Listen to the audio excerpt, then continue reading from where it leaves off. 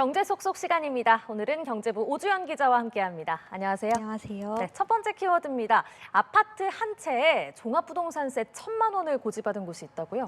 네, 정부가 이번 주 종합부동산세 납세 대상자들에게 납부 고지서를 순차적으로 발송하고 있는데요.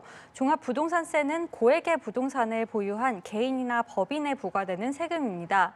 소유한 주택이나 토지의 공시가격 합계액이 자산별 공제액을 넘는 경우에 부과되는데요. 공제액은 주택의 경우에 9억 원인데 1세대 1주택자라면 12억 원입니다. 그렇기 때문에 소유한 주택 가격이 비싸질수록 세 부담도 커지게 되는데요. 최근 서울 강남을 중심으로 한 아파트값 오름세가 이어지고 있잖아요. 네. 집값 급등세가 올해 고지된 종합부동산세에 반영되면서 지난해 대비 세 부담이 확 뛰었습니다. 같이 보시면요. 반포의 신축 아파트죠. 레미안 원베일리 84제곱미터 소유자는 올해 종부세로 984만 9천 원, 1,000만 원 육박한 금액을 납부해야 하는 것으로 그러네요. 나타났습니다. 네. 강남의 다른 아파트들도 1년 전보다 몇백만 원 더 많은 액수의 고지서를 받았습니다. 올해 주택분 종부세 과세 인원은 54만 명으로 지난해보다 17%가량 늘었는데요. 올해도 서울 아파트값은 계속 오름세를 보이고 있어서요. 내년 종부세 부담은 더 커질 전망입니다. 네, 이렇게 아파트값이 오르면 중개 수수료를 받는 공인중개사의 인기가 높아질 것 같은데 어떻습니까? 그런데 오히려 영업 중인 공인중개사 수는 줄고 있는 추세입니다. 지난달 영업 중인 공인중개사는 11만 명에 조금 못 미치는 것으로 집계됐는데요. 2020년 8월 이후 처음으로 11만 명 이하로 떨어졌습니다.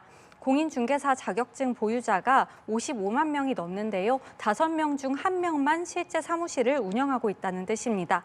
2022년에 하반기에 기준금리를 급격하게 올린 이후 부동산 경기가 침체된 영향이 있고요. 지난해와 올해는 서울 아파트값이 많이 오르긴 했는데 선호 지역에 집중된 현상이어서 공인중개사분들이 계신 지역에 따라서 수입 편차가 컸을 겁니다. 올해는 또 6.27 대책과 10.15 대책 같은 강력한 부동산 규제가 잇따라 발표되면서 거래량이 늘기는 쉽지 않은 상황입니다. 네. 그래서 공인중개사 신규 진입은 선호도가 점점 떨어지는 것으로 보입니다. 그렇군요. 알겠습니다. 자, 다음 키워드 보겠습니다. 핀테크 공룡이라고 하면은 네이버와 두나무 얘기인가요? 네, 국내 대표 포털 기업인 네이버와 가상자산 거래소 업비트 운용사죠 두나무가 기업 융합을 선언했습니다. 네. 어제 각각 이사회를 통해 의결이 됐고요. 오늘 오전에 네이버와 네이버 파이낸셜, 두나무가 네이버 사옥에서 공동 기자간담회도 열었습니다. 네이버 파이낸셜은 두나무와의 포괄적 주식 교환을 통해 두나무 지분 100%를 취득할 계획이라고 공시했는데요.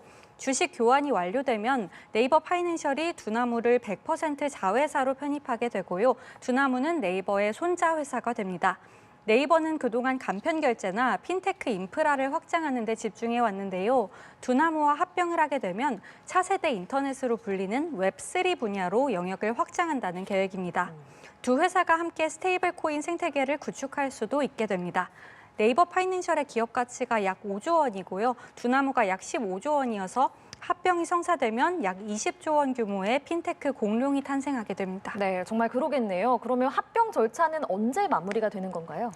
네, 아직 좀 남았는데요. 두 회사는 먼저 규제 당국의 승인을 받은 다음에 내년 5월에 각각 주주총회를 열겠다는 계획입니다.